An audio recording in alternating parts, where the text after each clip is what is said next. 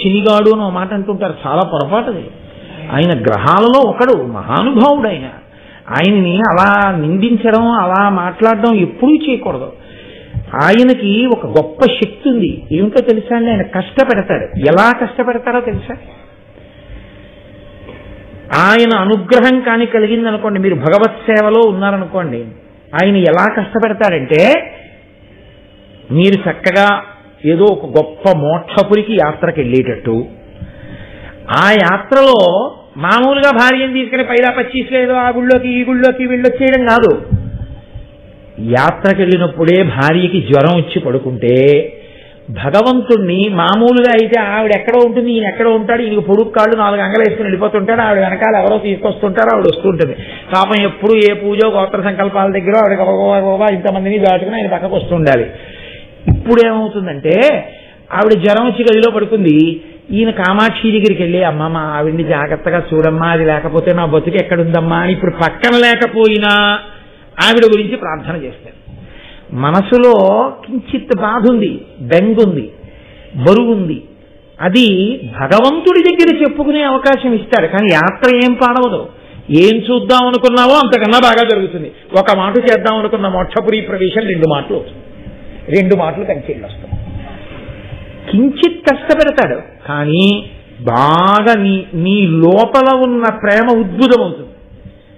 ఇది చూసి అప్పమ్మా ఆయనకి నా మీద ఎంత ప్రేమో అని ఆవిడ మరింతగా నిన్ను అనువర్తిస్తుంది, మరింత అన్యోన్యత పెరుగుతుంది. కాబట్టి శనీశ్వరుని వలన వచ్చే ఇబ్బంది ఏమి ఉండదు. కాబట్టి బెంగ పెట్టేసుకుని ఇంకా వచ్చినవన్నీ ఆయన అదే పనిగా శాడిస్ట్లా కూర్చొని ఇంకా భగ్నం చేసేస్తుంటాడు. దీపం పెడితే కాలుతో తన్నేస్తాడు, అన్నం పెట్టుకుంటే చేతితో తోసేస్తాడు అనుకోకూడదు. ఆయన గొప్ప అనుభవాన్ని ఇస్తాడు అని మనం భావన చేస్తే చక్కగా ఆయన కూడా అలాగే చేస్తాడు, కష్టపెడతాడు. ఏ రూపంలో కష్టపెడతాడు? ఇవాళ బలదిగ్గా ఉందని చెప్పేసి నిన్న రాత్రంతా జాగరణ చేశాం కదా అని చెప్పేసి ఉత్తి రోజుల్లో అయితే ఏదో స్నానం చేసి సంధ్యావందనం ఒకటి చేసిన కాళ్ళు దాకుని సోఫాలో కూర్చుని ఏ క్యాసెట్టో వింటూ కూర్చుంటాం. మహాభారతం చెప్తుంటే మళ్ళీ ఓసారి గబగబా అమృతాపహరణ ఘట్టాన్ని ఒకసారి చూసుకుని ఒళ్ళు దగ్గర పెట్టుకోకపోతే బాగుంటుందా 10 మందికి చెప్పేటప్పుడు? అది నీకు ఓపిక ఉన్నా లేకపోయినా, పడుకుందామనున్నా కూర్చుందామనున్నా, సాయంకాలం అయ్యేటప్పుడు సంధ్యావందనం చేసుకుని పంచె కట్టుకుని భారతం పట్టుకుని వచ్చి కూర్చుని భారతం చెప్పుకుంటున్నాం. ఏమి ఇప్పుడు నీకు వచ్చిన నష్టం ఏంటి? కాళ్ళు దాపు కూర్చునే బదులు భారతం చెప్పిస్తాడు. కష్టంలా అనిపిస్తుంది, కానీ నీ అదృష్టం కాదు. ఉత్తరాయణంలో మాఘమాసంలో కూర్చుని అయ్యప్ప స్వామి సన్నిధానంలో భారతం చెప్పుకోవడం అది ఈశ్వర కృప. పైకి కనపడదు, కానీ ఆయన అనుగ్రహిస్తూ ఉంటాడు. కాబట్టి అది పట్టుకుని ఉండగలిగితే ఈశ్వరుని యొక్క అనుగ్రహం కలుగుతుంది.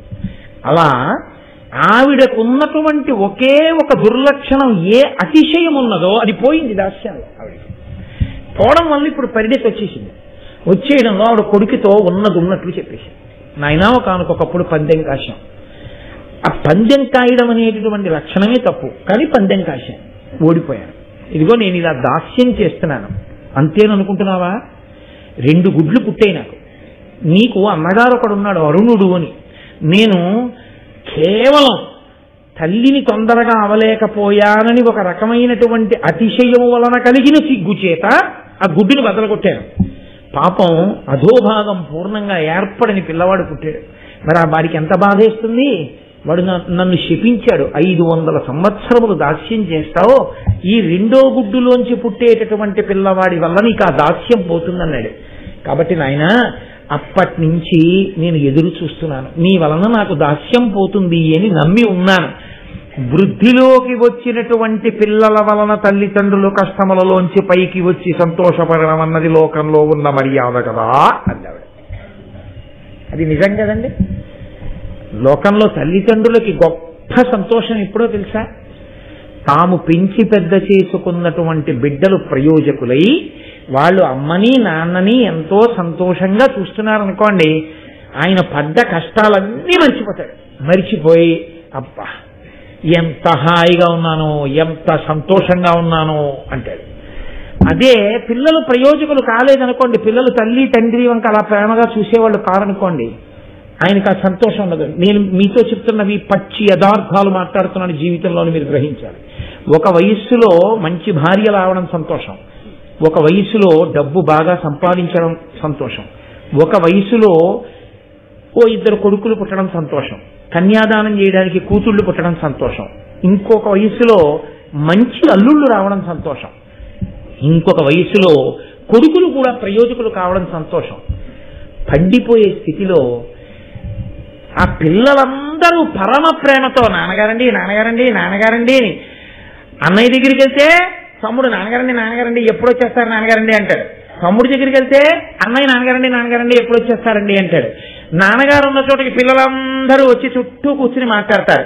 నాన్నగారితో పిల్లలకి ఇబ్బందులు లేవు, పిల్లలతో నాన్నగారికి ఇబ్బందులు లేవు. చక్కగా నాన్నగారి పేరు మీద అంత గౌరవంతో నాన్నగారి గౌరవాన్ని నిలబెడుతూ పిల్లలు నాన్నగారు కలిసి ఉన్నారు. ఇప్పుడు ఆయనకి పిల్లల కన్నా, కొడుకుల కన్నా, కూతుళ్ల కన్నా, అల్లుళ్ళ కన్నా, మనవల కన్నా, ఐశ్వర్యం కన్నా ఆయన గర్వంగా చెప్పేది ఏం చెప్తాడో తెలుసా అండి? చాలా సంతోషం అండి. ఏదో నేను పెద్ద అబ్బాయి దగ్గరికి వెళ్ళాను అనుకోండి, మా అమ్మాయి అంటుంది నాన్నగారండి నాన్నగారండి నా దగ్గర కూడా వచ్చి ఉండొచ్చు కదా, ఆడపిల్ల ఇంట్లో ఉండకూడదు అంటారు ఏంటి నాన్నగారండి అంటుంది. మీకు విచిత్రం తెలుసా, మా అల్లుడు అంటాడు ఏంటండి మామయ్యగారండి అలా అంటారు, మీరే కదండి ఆ పితృపంచకంలో ఒకడు మామగారని చెప్పారు, మామయ్యగారు వచ్చి 3 నెలలు నా దగ్గర ఉండి విశ్రాంతి తీసుకుని వెళ్ళండి మామయ్యగారండి, హాయిగా కారు ఉంది మిమ్మల్ని దేవాలయాలు అవి అన్ని తిప్పుతాను సాయంకాలం పూట వచ్చి ఉండండి అంటారండి. అల్లుడు కొడుకులో మాట్లాడతారండి. ఎంత ప్రేమ అనుకుంటున్నారు? చిన్న ఇబ్బంది జరిగిందంటే మామయ్యగారు ఎలా ఉన్నారంటాడు. ప్రతి 2 రోజులకి ఫోన్ చేసి మాట్లాడకుండా ఉండడు మా అల్లుడు. నా అదృష్టం అండి అలాంటి అల్లుడు అంటాడు. ఇప్పుడు ఐశ్వర్యం తను సంపాదించింది చెప్పడు, తను చదువుకున్నది చెప్పడు, తన బిడ్డల గురించి చెప్తాడు. తన బిడ్డల వలన పొందుతున్న తృప్తిలో పరమ సంతోషంగా గడిపి ఈశ్వరుడికి నమస్కారం దేనికి చేస్తాడో తెలుసా అండి? నాకింత చదివి ఇచ్చావు, నాకింత వ్యాపారం ఇచ్చావు, నాకింత డబ్బు ఇచ్చావు, నాకు ఇన్ని ఇళ్ళు ఇచ్చావు, నాకు ఇన్ని మేడలు ఇచ్చావు, నాకు ఇన్ని మిద్దెలు ఇచ్చావు అండవు, నాకింత మంచి బిడ్డలు ఇచ్చావు అని నమస్కారం చేస్తాడు. ఇది జీవితంలో ఉండే ప్రస్థానం. రామాయణంలో దశరథుడికి ఇంకోలా అయింది, ఆ బిడ్డడు దూరం అయితే చచ్చిపోయాడు. అమ్మవారి యొక్క నడక శనీశ్చర గ్రహాన్ని పోలి ఉంటుందిట. చాలా మంది శనీశ్వరుడు శనీశ్వరుడు అంటుంటారు. శనీశ్వరుడు అన్న మాట లేదు, ఎందుకంటే ఏ గ్రహానికి ఈశ్వరత్వం ఉండదు. ఈశ్వరత్వము అన్న మాటకు అర్థం ఏమిటంటే ఇది ఇలా ఎందుకు చేశావో అని అడగడానికి ఆధారం ఉండదు. ఆయన అనుగ్రహించడా ఏమైనా చెయ్యగలడు. ఆయన అనుగ్రహం లోపించిందా మనం ఎంత ప్రయత్నం చేసినా ఆ కార్యం నెరవేరాలి అని చెప్పి సిద్ధాంతము లేదు. కచ్చిదా శాస్తి దేవానాం ప్రసాదం పార్థివాత్మజ కచ్చిత్ పురుషకారంచ దైవంచ ప్రతిపంచతే అంటుంది సీతమ్మ. మనుష్య సంకల్పం ఒక ఎత్తు, మనుష్య సంకల్పానికి పరమేశ్వరుడి అనుగ్రహం కూడా తోడైతేనే మనం అనుకున్న కార్యాలు సఫలీకృతమవుతాయి. భగవంతుడి యొక్క అనుగ్రహము తోడు కానప్పుడు మన ప్రయత్నం ఎంత చేసినా కూడా అది సఫలీకృతం అవుతుంది అని సిద్ధాంతం చేయడం సాధ్యం కాదు. అందుకే గ్రహములకు ఆ శక్తి ఉండదు. గ్రహము ఒక ఫలితాన్ని ఇవ్వవలసి ఉందనుకోండి, భగవంతుడు నువ్వు అలా ఫలితాన్ని ఇవ్వడానికి వీలు లేదు అని శాసనం చేశాడనుకోండి, ఆ గ్రహాలు ఏమీ చెయ్యలేవు, అవి అక్కడతో ఆగిపోవలసింది. చాలా తీవ్రమైనటువంటి ఫలితాన్ని ఇవ్వవలసినటువంటి ఉగ్రమైన స్వరూపంతో ఉన్నటువంటి గ్రహం కూడా ఉపశాంతి పొంది కిందకి దిగిపోవాలి. లేకపోతే ఈశ్వరుడు అన్న మాటకు అర్థం ఎక్కడ ఉంది నాకు చెప్పండి. చేసుకున్నటువంటి కర్మ ఏది ఉన్నదో కర్మ గొప్పదవుతుంది, ఈశ్వరుడు ద్వితీయ స్థానంలోకి వచ్చేస్తాడు. గత జన్మలలో నువ్వు ఏ పాప పుణ్యాలు చేశావో ఆ పాప పుణ్యాల యొక్క ఫలితాన్ని నువ్వు అనుభవించి తీరాలి తప్ప ఈ జన్మలో నువ్వు ఎంత భక్తిగా ఉన్నా గత జన్మలో చేసుకున్నటువంటి కర్మ నిన్ను విడిచిపెట్టదు అని నేను చెప్పాను అనుకోండి. అప్పుడు భక్తిగా ఉండడం వల్ల ఈశ్వరుడు మీకు ఇచ్చేటటువంటి ఫలితం ఏమిటి? ఇప్పుడు కర్మ గొప్పదవుతుంది. కర్మ ఎప్పుడూ గొప్పది కాదు. అందుకే రమణ మహర్షి ఉపదేశసారం చేస్తూ కర్మ తజ్జడం అంటారు. కర్మ కర్మగా ఫలితాన్ని ఏమీ ఇవ్వదు. ఎందుచేత అంటే నేను సత్యనారాయణ వ్రతం చేశాను అనుకోండి, సత్యనారాయణ వ్రతం చేసి పూర్తయిపోగానే నా కొడుకు ఉద్యోగం వచ్చేయాలని సంకల్పం చేస్తే ఉద్యోగం వచ్చేసింది అనుకోండి, అప్పుడు కర్మ గొప్పది. కర్మచేత కాదు జరిగేది, నేను చేసిన కర్మయందు నేను చూపించినటువంటి భక్తికి ప్రీతి పొందినటువంటి పరమేశ్వరుని యొక్క అనుగ్రహము నా కోరిక తీరడానికి కారణమవుతుంది. అందువలన ఆయన ఈశ్వరుడు. నేను గతంలో కొన్ని పాపములు చేసి ఉండవచ్చు, కానీ ఈ జన్మలో నేను పరమభక్తితో జీవనం చేస్తున్నాను అనుకోండి, పరమేశ్వరుడు ఆ పాపము యొక్క ఫలితాన్ని ఇవ్వవలసినటువంటి సమయం ఆసన్నమైనప్పుడు ఇంత భక్తిగా ఉన్నటువంటి వాడికి కూడా నేను అంత దుష్ఫలితాన్ని ఇస్తే రేపొద్దున్న లోకానికి ఈశ్వరుడు ఉన్నాడన్న నమ్మకం ఎలా కలుగుతుంది? అందుకే భాగవతంలో ఒక మాట అంటాడు, ఒక భక్తుణ్ణి ఈశ్వరుడు ఎందుకు రక్షించాలి అంటే వాడు నా కొరకు రక్షింపవలయువాడు అంటాడు. ఒక పరమ భక్తుడైనటువంటి వాడు దురన్యాయానికి గురైపోయాడు అనుకోండి, ఆయనే బాధపడవలసి వచ్చింది అనుకోండి, ఇంకా భగవంతుడు ఉన్నాడని లోకం ఎందుకు నమ్ముతుంది? అంత ఈశ్వరుణ్ణి నమ్ముకున్నవాడే అన్ని కష్టాలు పడితే ఇక లోకంలో నమ్మకం అన్న మాట ఎలా కుదురుతుంది? అందుకే పరమ భాగవతోత్తముడైనటువంటి వాడిని రక్షించడం వాడి కొరకు కాదు, నేనున్నానని లోకం నమ్ముతుంది, నా అస్తిత్వం దాని మీద ఆధారపడింది, అందుకని నేను రక్షిస్తానంటాడు. ఈశ్వరుడు రక్షించాలి అని సంకల్పం చేశాడనుకోండి, గ్రహములు ఫలితాన్ని ఇవ్వలేవు, ఆగుతాయి. పెద్ద ఫలితాన్ని ఇవ్వవలసినవి చాలా తక్కువ ఫలితాన్ని ఇచ్చి వెళ్ళిపోతాయి. అదే భగవత్ కారుణ్యంగా అర్థం చేసుకోవడంలో ఉంటుంది. అందుకే ఒకనాడు అప్పటికి ఏదో కొద్దిగా కష్టం వచ్చినట్టు కనపడుతుంది, అంత మాత్రం చేత విచలితులం అయిపోకూడదు. ఈశ్వరానుగ్రహం అలా ఎందుకు వచ్చిందో కూడా పరిశీలించుకోవాలి. నేను మీతో ఒక ఉదాహరణ చెప్పాలి అంటే, ఒక వర్తకుడు ఉప్పు పట్టుకుని బయలుదేరాడు, పక్కన ఉన్నటువంటి నగరానికి వెళ్ళి ఆ ఉప్పు అమ్మి లాభం సంపాదించాలని. తీరా ఆయన అడవి మార్గంలో వెళుతున్నప్పుడు కుండపోతగా వర్షం పడింది. వర్షం పడిన కారణం చేత ఆయన పక్క ఊరు చేరుకునేటప్పటికి తీసుకువెడుతున్నటువంటి ఉప్పు బస్తాలలోని ఉప్పంతా కరిగి నీరై కారిపోయింది, అమ్మడానికి ఏం లేదు. కాబట్టి అతను చాలా దిగాలు మొహం వేసుకుని, నేను భగవంతుణ్ణి ఇంత నమ్మాను, ఏం కలిసి వచ్చింది? వ్యాపారం చేసి ఉప్పు అమ్ముదామని బయలుదేరినటువంటి నాకు ఉప్పు కణిక మిగలకుండా చేశాడు, ఏమి ఈశ్వరుడు అని ఈశ్వరుడి మీద అపనమ్మకంతో తిరిగి వస్తున్నాడు. ఆ అరణ్యంలోనే ఉన్నటువంటి దారి దొంగలు, అప్పట్లో ఈ తుపాకీలో వాడేటటువంటి గుళ్ళు లేవు, మందుగుండు సామాగ్రి వాడేవారు. ఇప్పటికీ తిరుపిట్రియాలని ఒక క్షేత్రం ఉంది, అక్కడ తుపాకీలో మందుగుండు కూరి ఒకసారి కాలుస్తారు. అది రామచంద్ర ప్రభువు యొక్క దేవాలయం, అక్కడికి వెళితే ఇది దేవాలయ కైంకర్యం, ఒకసారి తుపాకీ కాల్చాలి. కానీ గుళ్ళు అందులో దట్టించారు, మందుగుండు సామాను దట్టిస్తారు. అలా అడవిలో ఉండేటటువంటి దారి దొంగలు తుపాకీలోకి మందుగుండు సామాగ్రిని దట్టించి పేల్చారు. వర్షం పడితే ఉప్పు కరిగిపోయింది, వర్షం పడితే మందుగుండు సామాగ్రి మాత్రం చెమ్మగిల్లిపోదు, అందుకని అది పేలలేదు. పేలకపోయేటప్పటికీ దొంగలకు భయం వేసింది.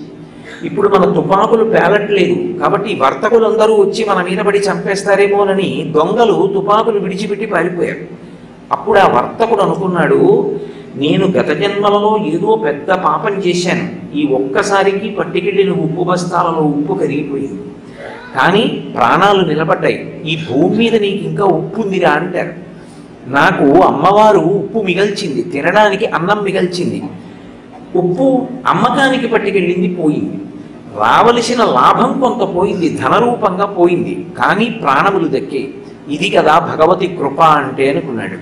అందుకే నమశివాభ్యాం అశుభాపహాభ్యాం, రావలసినటువంటి పెను ప్రమాదాన్ని తీసేసి దాని స్థానంలో చేసినటువంటి కర్మకి ఏదో ఒక ఫలితాన్ని ఇస్తే తప్ప కర్మ పోదు. అందుకని పాము కరవలసినటువంటి వాడిని చీమతో కరిపించి విడిచిపెడతాడు.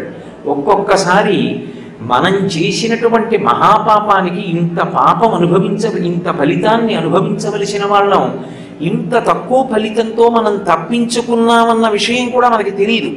భగవద్భక్తి మనుష్యుణ్ణి అలా కాపాడేస్తుంది. అందుకే ఈశ్వరత్వం ఎవరిది అంటే భగవంతుడి. పరబ్రహ్మమునకు ఈశ్వరత్వం ఉంటుంది, ఆయన గ్రహములను శాసించగలడు, గ్రహములకు ఈశ్వరత్వం లేదు. అందుకే శనీశ్వరుడు అన్న మాట లేదు, శనైశ్చరుడు అన్న మాట ఉంది. శనీశ్చరుడు అంటే శనైహి శనైహి చరహ, మిగిలిన గ్రహాలుగా ఆయన వేగంగా కదలడం, ఆయన చాలా మెల్లగా నడుస్తాడు. మెల్లగా నడుస్తాడు కాబట్టి మందుడు అని పేరు. మందగతి అంటే మెల్లగా నడవడం, మెల్లగా నడిచేటటువంటి లక్షణం ఉన్నవాడు కాబట్టి శనైశ్చర గ్రహం జాతకంలోకి ప్రవేశిస్తే చాలా మెల్లగా వెడతాడు. శనైశ్చర గ్రహానికి కారకత్వం ఉంది, ఆయన కొన్నిటి మీద అధికారి అయి ఉంటాడు. శనైశ్చర గ్రహం బాధ పెడుతుంది మనిషిని, అందుకే పాప జీవనానికి అలవాటు చేస్తుంది, ధర్మమునందు అనురక్తి తగ్గిస్తుంది. అధర్మమునందు లాలస పెంచుతుంది. ధర్మాన్ని వదిలేస్తేనే అధర్మాన్ని పట్టుకుంటే మనం సంతోషించచ్చని అధర్మం వైపుకి నడిచేటట్టుగా చేస్తుంది, దుఃఖాన్ని కలిగిస్తుంది, ఆయుర్దాయాన్ని శాసిస్తుంది, మృత్యువుని కూడా కల్పిస్తుంది. శనీశ్చర గ్రహం వీటి మీద కారకత్వంతో ఉంటుంది. కానీ శనీశ్వరుడు మహానుభావుడు, ఆయన గొప్ప అనుభవాల్ని కూడా ఇస్తాడు. జీవితంలో శనీశ్చర గ్రహం ప్రవేశిస్తే జాతకంలోకి గొప్ప అనుభవం వస్తుంది. ఆ అనుభవం వచ్చిన కారణం చేత ఆ పైన ఇక తప్పు చెయ్యకుండా జాగ్రత్త పడతాడు. అటువంటి శనీశ్చర గ్రహం మెల్లమెల్లగా నడుస్తుంది కాబట్టి మందుడు అంటాడు. శనీశ్చర గ్రహం ఏళ్ళనాటి శని జాతకంలోకి వచ్చిందనుకోండి, బాబోయ్ ఎన్ని బాధలు పడిపోతున్నానోనండి, ఏళ్ళనాటి శని ఇంకా అంతా ఇంత బాధ కాదండి, తప్తమైపోతున్నానంటూ ఉంటారు కొంతమంది. అది ఆ గ్రహం యొక్క కారకత్వం, అది ఆయన దోషం కాదు. మనం గత జన్మలో చేసుకున్నటువంటి పాపములను శనీశ్చర గ్రహం ఆ విధమైనటువంటి దుఃఖ రూపంలో పోగొట్టేస్తూ ఉంటాడు. శనీశ్చర గ్రహం ఎలా మెల్లమెల్లగా నడుస్తుందో అమ్మవారి యొక్క నడక అంటే పాదములను ఆశ్రయించి కదు ఉంటుంది, పాదములు కదిలితే నడక. అమ్మవారి నడక శనీశ్చర గ్రహంలా ఉంటుంది. అంటే మందగమన. లలితా సహస్రనామ స్తోత్రంలో వ్యాస భగవానుడు అమ్మవారి నడకని మరాళి మందగమన అంటాడు. ఆవిడ అంత అందంగా నడుస్తుంది. అమ్మవారు నడిస్తే హంస నడిచినట్టు ఉంటుందంటారు, ఏనుగు నడిచినట్టు ఉంటుందంటారు. గజగమనము అని ఏనుగు యొక్క నడక అంత అందంగా ఉంటుంది అని పద్మినీ జాతి స్త్రీల యొక్క నడకని ఏనుగు యొక్క నడకతో పోలుస్తారు. అమ్మవారి నడకకి ఉపమానం చెప్పాలంటే రెండే చెప్తారు. ఒకటి హంస నడక, రెండవది ఏనుగు యొక్క నడక. అందుకే ఇప్పటికీ శ్రీశైలంలో భ్రమరాంబికాదేవి మీద స్తోత్రం చేస్తే రాజన్మత్తమరాళ మందగమనాం రాజీవ పత్రేక్షణాం రాజీవ ప్రభవాది దేవమకుటై రాజత్పదాంబోరుహాం రాజీవాయత పత్రమండిత కుచాం రాజాధిరాజేశ్వరీం శ్రీశైలస్థలవాసినీం భగవతీం శ్రీమాతరం భావయే అంటారు. ఆ తల్లి మెల్లమెల్లగా ఎందుకు నడుస్తుందంటే ఆవిడ అడుగు తీసి అడుగు వేస్తూ ఉంటే దిక్పాలురు దేవతలు అందరూ కూడా తమ కిరీటములు నేలకి తగిలేటట్టుగా ఉంచి నమస్కరిస్తూ ఉంటారు రెండు వైపులా నిలబడి. ఆ కిరీటములలో పొదగబడినటువంటి మణుల యొక్క కాంతుల చేత ఆమె పాదములకు నీరాజనములు ఇవ్వబడుతూ ఉంటాయి. ఆ చిలికెత్తెలు చెప్తారట సౌందర్యలహరిలో శంకరాచార్యులు వారు చెప్తారు, అమ్మాది ఇంద్రుడి కిరీటం చాలా వైభవోపేతమైన వజ్రములతో కూడి ఉంటుంది. ఆ కిరీటం నీ పాదానికి తగులుతుందేమోనమ్మా, ఆ పాదం సొక్కిపోతుంది, మెల్లమెల్లగా నడంటారు. అందుకని రాజన్ మత్తమరాళ మందగమనాం, ఒక మదగజం ఎలా నడుస్తుందో అలా నడుస్తుంది. ఒకనకొకప్పుడు పరమశివుడు అమ్మవారి మీద ఒక శ్లోకం చెప్పవలసి వచ్చింది. శ్రీకాళహస్తి మాహాత్మ్యము అని చెప్పి దూర్జటి రచన చేశాడు. అందులో ఆ ఘట్టం వస్తుంది. అందులో పరమశివుడు పార్వతీదేవి మీద ఒక శ్లోకం చెప్పవలసి వస్తే సింధుర రాజగమనార్థమిల్ల బంధంబు సహజ సుగంధంబు. సింధుర రాజగమన అంటే ఏనుగుల యొక్క రాజైనటువంటి మదగజము యొక్క నడక ఎలా ఉంటుందో అటువంటి నడక కలిగిన తల్లి అని. అమ్మవారి యొక్క నడక అంత అందంగా అంత మెల్లగా నడిచి వెళుతుంది ఆవిడ. అందుకే బాగా అమ్మవారి గురించి జపం చేసేటటువంటి వాళ్ళు, అమ్మవారి గురించి ధ్యాన నిష్టలో ఉన్నటువంటి వారికి అమ్మవారి పాదములకు అలంకృతమైనటువంటి మణిమంజీరుముల యొక్క శబ్దములు వినపడతాయి అని చెప్తారు. ఆవిడ నడిచి వెడుతున్నప్పుడు ఆవిడ పాదములకు అలంకృతమైనటువంటి మంజీరములు శబ్దం చేస్తాయి. ఆ శబ్దములను వాళ్ళు వింటూ ఉంటారట. అలా వినగలిగినంతగా ధ్యానంలో కూర్చుని ఉంటారు యోగులైనటువంటి వారు. అంతటి ధ్యాననిష్ట కలిగినటువంటి మహానుభావులు. కాబట్టి అటువంటి మందమైన మెల్లనైనటువంటి నడక కలిగిన తల్లి. ఇప్పుడు ఆ తల్లి నడకలలో ఏముంది? శనీశ్చర గ్రహాన్ని పోలి ఉంటుంది ఆ నడక. ఇప్పుడు శనీశ్చర గ్రహానికి ఈశ్వరత్వం లేదు, కానీ అమ్మవారు ఈశ్వరత్వం కలిగి ఉంది. అమ్మవారి పాదములు విశేషమైనటువంటి అనుగ్రహ శక్తిని కలిగినవి. అమ్మవారి పాదములకు ప్రతిరోజు ఈ శ్లోకంతో నమస్కారం చేశాడనుకోండి, ఒకసారి అమ్మవారు కదిలి వెళ్ళినటువంటి స్థితిని గమనించి మనసులో ధ్యానం చేశాడనుకోండి. అందుకే ముత్తుస్వామి దీక్షితారు వారు అమ్మవారి మీద కీర్తన చేశారు. చాలా మందికి ఆ కీర్తన పరిచయం ఉంటుంది, కంజదలాయతాక్షి కామాక్షి అని. ఆ కంజదలాయతాక్షి కామాక్షి అన్న కీర్తనలో కుంజర గమని అని నృత్యం చేస్తారు ఆ కీర్తనకి. అలా ఆ తల్లి నడక అంత అందంగా ఉంటుంది. కుంజర గమని అంటే ఏనుగు యొక్క నడక ఎలా ఉంటుందో అటువంటి నడక కలిగినటువంటి తల్లి అని.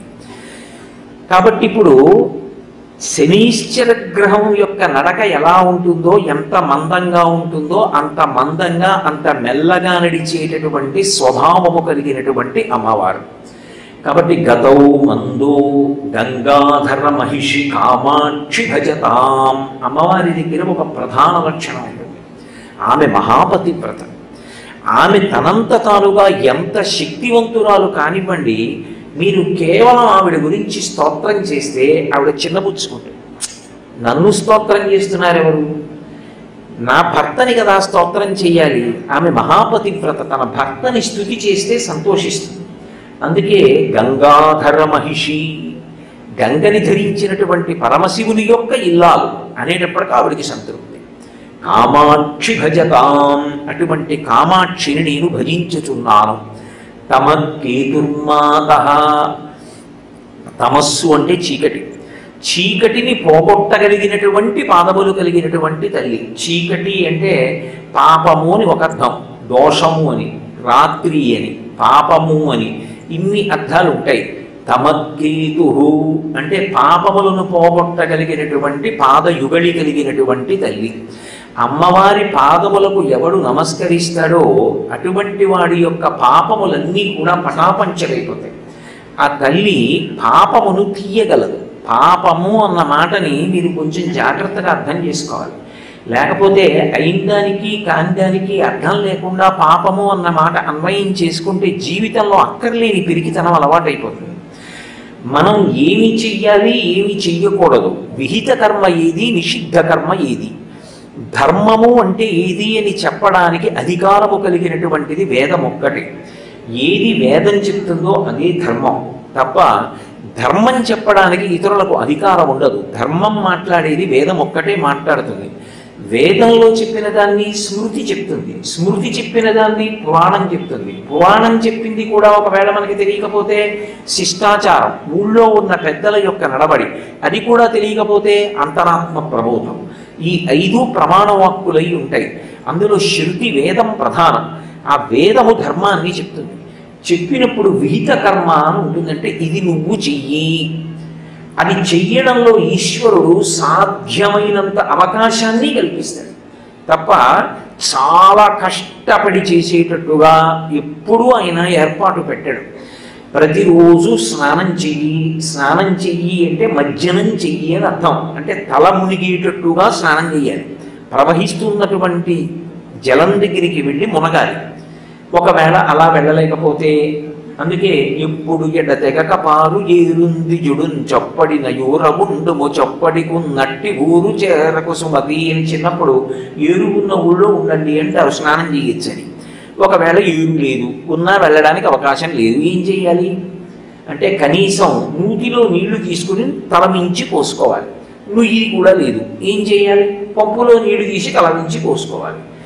తల నుంచి పోసుకోవడానికి అనారోగ్యంగా ఉంది, ఏం చేయాలి? కంఠం దగ్గర నుంచి పోసుకోవాలి. కంఠం దగ్గర నుంచి పోసుకోవడానికి కూడా వీల్లేదు, జ్వరంగా ఉంది, ఏం చేయాలి?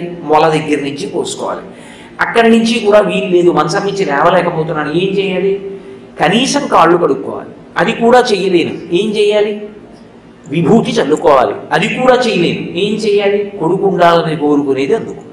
కొడుకు కాస్త విభూతి చల్లి ఈయన సంధ్యావందనం ఆయన చేస్తే సరిపోతుంది. కాబట్టి ఇప్పుడు సాధ్యమైనంత వరకు ధర్మం నడవడానికే పరమేశ్వరుడు అవకాశం కల్పిస్తాడు. అంతే తప్ప కఠిన హృదయంతో నువ్వు ధర్మాచరణ చెయ్యలేవు అన్న స్థితిని కల్పించడానికి ఈశ్వరుడు ఎప్పుడూ తలుపులు ముయ్యడు. ఇప్పుడు ఏది ఈశ్వరుడు చెయ్యమన్నాడో అది చెయ్యకుండా ఉండడం, ఏది చెయ్యవద్దని చెప్పాడో అది చెయ్యడం, అది పాపం. ఇది చెయ్యవద్దు అని ఈశ్వరుడు అన్నాడు అనుకోండి, అదే చేసే ప్రయత్నం చేయడం, ఆ పని చేయడం, దానికి పాపమని పేరు. ఇప్పుడు పాపము పోవడము అంటే ఏదో కొన్ని చెయ్యకూడని పనులు చేయడం, గంగ దగ్గరికి వెళ్ళడం, స్నానం చేయడం, పాపాలు పోయి మళ్ళీ వచ్చి మొదలు పెట్టడం అని అర్థం చేసుకుంటే పొరపాటు. పాపము పోవుట అన్న మాటకు అర్థం ఏమిటంటే ధర్మమునందు అనురక్తి కలుగుట అని చెప్పాలి. మనసు మారి దీనివల్ల నాకు వచ్చే ప్రయోజనం ఏమిట్రా, నేను భగవంతుడు ఎలా చెప్పాడో అలాగే బ్రతుకుతాను, ఆయన వద్దన్న దాని జోలికి నేను వెళ్ళను అన్న పూనిక కలిగితే పాపమునందు అనురక్తి పోయింది అంటారు. కాబట్టి ఇప్పుడు పాపములను పోగొట్టగలిగినటువంటి శక్తి కలిగినటువంటి తల్లి ఆవిడ పాదములకు నమస్కరించినంత మాత్రం చేత అంత గొప్ప అనుగ్రహాన్ని వర్షిస్తుంది ఆవిడ. అటువంటి శక్తి కలిగినటువంటి తల్లి కనుక చీకటిని పోగొట్టగలిగిన పాదములు వాక్యంలో. ఆంతరమనందు తమహ అంటే రాహువు. రాహుగ్రహము అమ్మవారి పాదములను ఆశ్రయించి ఉన్నట్లే. ఎందుచేత అంటే రాహుగ్రహానికి కొంత కారకత్వం ఉంటుంది. రాహువు పాపమునందు అనురక్తి పెంచుతాడు. పాప జీవనం మీద విశేషమైనటువంటి అనురక్తి దేని వలన కలుగుతుంది అంటే రాహుగ్రహ సంచారం చేత. రాహుగ్రహం బాగా బలంగా ఉంటే పాపమునందు అనురక్తి కలుగుతుంది. పాపమునందు అనురక్తి కలిగి పాప జీవనానికి అలవాటు పడ్డాడు అనుకోండి, ఈశ్వరుడు వద్దన్న పని చేస్తున్నట్లేనా? మీరు ఒకటి బాగా జ్ఞాపకం పెట్టుకోండి. నేను ఇప్పుడు చెప్తున్న విషయాన్ని మీ మనసులో సువ్యవస్థితం చేసుకోండి. భగవంతుడికి మనం ఇచ్చిన పదార్థము చేత తృప్తి కలగదు. ఎందుచేత అంటారేమో, అసలు ఆ పదార్థం తేవడానికి మనం కాదు సృష్టికర్త. ఒక మారేడు దళాన్ని నేను సృష్టించలేను. అందుకే శంకరాచార్యులు వారు శివానంద లహరిలో అంటారు, గభీరే కాసారే విశతి విజనే ఘోర విపినే విశాలే శైలీ చ భ్రమతి కుసుమర్ధంజనమపి సమర్పే చేతస్సరసిజముమానాథ భవతే సుఖేనా వస్తాతుం జనయిహ నజానాతికి మహో అంటారు. ఎవడు తెమ్మన్నాడు నిన్ను అక్కర్లేనివన్నీ అంటే భక్తితో 2 పువ్వులు వెయ్యొద్దని నేను అంటలేదు. మార్నింగ్ వాక్ అని పేరు పెట్టుకుని బయలుదేరి జేబులో ఓ ప్లాస్టిక్ కవర్ పెట్టుకుని అవతలవాడు కష్టపడి వేసుకున్నటువంటి పూల మొక్క వాడి గోడ నుంచి మొగ్గ వేసి పువ్వు పూస్తే నువ్వు కోసుకొచ్చి ఎత్తుకొచ్చిన దొంగ పూలతో పూజ చేయమని ఈశ్వరుడు చెప్పాడు నిన్ను. అందుకే ఉదయం నువ్వు నడక్కి బయలుదేరేది. వాడు కష్టపడి వేసుకున్న మొక్క వాడి పువ్వు వాడు అనుభవించకూడదు, నువ్వు ఎత్తుకొస్తావనే. అదే భక్తి అంటే. నువ్వు ఏం తెచ్చావు కాదు, ఎలా తెచ్చావు ఈశ్వరుడికి కావాలి. నువ్వు ఎలా తెచ్చావు చెప్పు. అందుకే శంకరుడు అంటారు, మా కురు ఎప్పుడూ కూడా మూఢజహీహి ధనాగమ తృష్ణ కురు సద్బుద్ధిం మనసి వితృష్ణ ఎల్లభసే నిజ కర్మోపాత్తం వితంతేన వినోదయ చిత్తం. నీకు ధార్మికంగా ఏమొచ్చిందో దానితో సంతోషంగా ఉండడం నేర్చుకో. సంతోషము డబ్బుతో లేదు, డబ్బు జీవితంలో ఒక భాగం అంతే. డబ్బే జీవితం మాత్రం కాదు. కానీ సంతోషంగా ఉండడానికి ఇంకా ఎన్నో కారణాలు ఉంటాయి జీవితంలో. సంతోషంగా ఉండడం అన్నది నీ అంత నువ్వుగా నేర్చుకో. ఈశ్వరుడు ఇచ్చిన దానితో తృప్తిగా ఉండడం అలవాటు చేసుకో. అలవాటు లేకుండా ఈశ్వరుడు వద్దన్న మార్గంలో బయలుదేరి ఆయన చెయ్యవద్దన్న పనులు చేసి ఆయన చెప్పని పనులన్నీ చేసి తీసుకొచ్చినటువంటి ద్రవ్యము చేత చేసినటువంటి పూజ ఈశ్వరుడికి సుకారము అంగీకారయోగ్యము కాదు. నువ్వు భక్తితో ఆయన చెప్పినట్టు బ్రతకడమే ధార్మికమైన జీవనము అని పేరు. ఆయన ఎలా చెప్పాడో అలా బ్రతుకుతున్నాడు. ఆయనే ధర్మాత్ముడు. ఈశ్వరుడు ఉన్నాడు, అందుకుని నమ్మి ఆయన చెప్పినట్టు బ్రతుకుతాడు. వాడే ఈశ్వరుడికి ప్రీతిపాత్రుడు. నా పెద్ద కొడుకు నాకు ప్రీతిపాత్రుడైనట్టు లౌకికమైన ఉపమానంలో. కాబట్టి ఇప్పుడు పాప జీవనమునకు రాహువు అలవాటు చేస్తాడు. పాప జీవనానికి అలవాటు పడితే రెండో కొడుకు మీద నాకు ఎట్లా వైముఖ్యం కలిగిందో భగవంతుడికి వైముఖ్యం కలుగుతుంది. వీడు నేను వద్దన్న పనులు చేస్తున్నాడు, ఇప్పుడు దాని చేత దూరం అయిపోయాడు అనుకోండి భగవంతుడికి. అసలు ఏ రక్షణ కావాలో ఆ రక్షణకి దూరం అయిపోతాడు. ఆ రక్షణ ఎంతో అవసరం. ఈశ్వరుడు రక్షించినదేదో అది రక్షణ.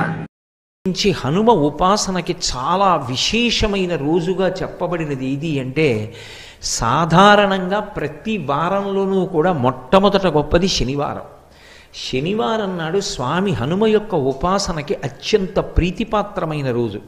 ఆయన అవతార స్వీకారం చేసింది కూడా స్థిరవారం శనివారం నాడే చేశారు. వైశాఖమాసి కృష్ణాయాం అని ఆయన మందవాసరి దశమ్యాం మందవాసరి దశమి తిథి నాడు శనివారం నాడే ఆయన ఆవిర్భవించారు. శనివారం ఆయన ఉపాసనకి చాలా శ్రేష్టమైనటువంటి రోజు. ఎందుచేత అంటే ఆ రోజు ప్రారంభం శనిహోరతో ప్రారంభం అవుతుంది. శనీశ్వర గ్రహాన్ని తన తోకకి చుట్టి ఆయన మీద శని యొక్క ప్రభావం లేకుండా చూసి శిక్షించినటువంటి వారు స్వామి హనుమ. అప్పుడు శరీరము శిథిలమై స్వామి హనుమని ప్రార్థన చేశాడు శనీశ్చరుడు. అయ్యా, నీ చేత నేను ఇప్పటికే చాలా హింసింపబడ్డాను, నన్ను నీ తోక నుంచి విడిపించు, నీకేం కావాలో అడుగని అడిగాడు. అడిగితే స్వామి హనుమ శనీశ్చరుని నుండి ఒక మాట పుచ్చుకున్నారు. ఎవరు నాకు పరమ భక్తులై ఉంటారో అటువంటి వారి జోలికి నువ్వు వెళ్ళకూడదు.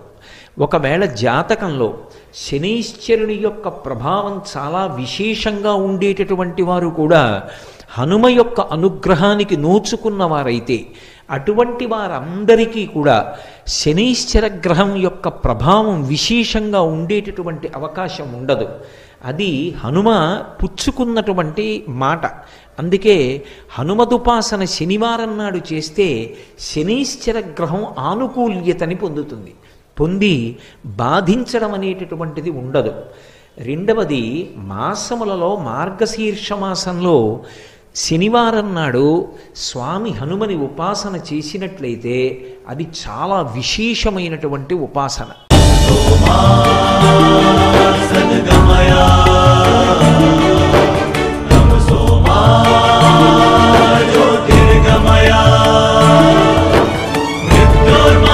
Mrityurma